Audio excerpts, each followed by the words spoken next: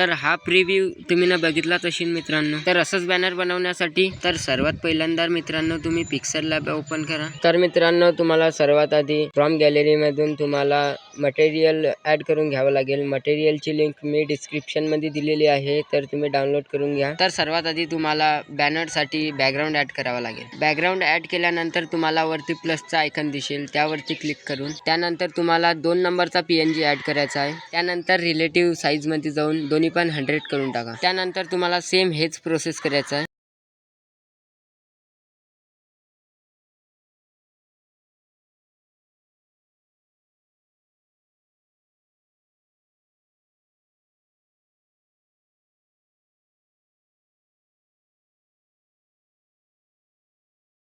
तर मित्रांनो ही प्रोसेस आहे ती बॅनर बनवायची। जर तुम्हाला आणखी बॅनर बनवायचे असतील तर चॅनलला सबस्क्राईब करून घ्या आणि अशीच व्हिडिओ तुम्हाला या पेजवरती मिळतील।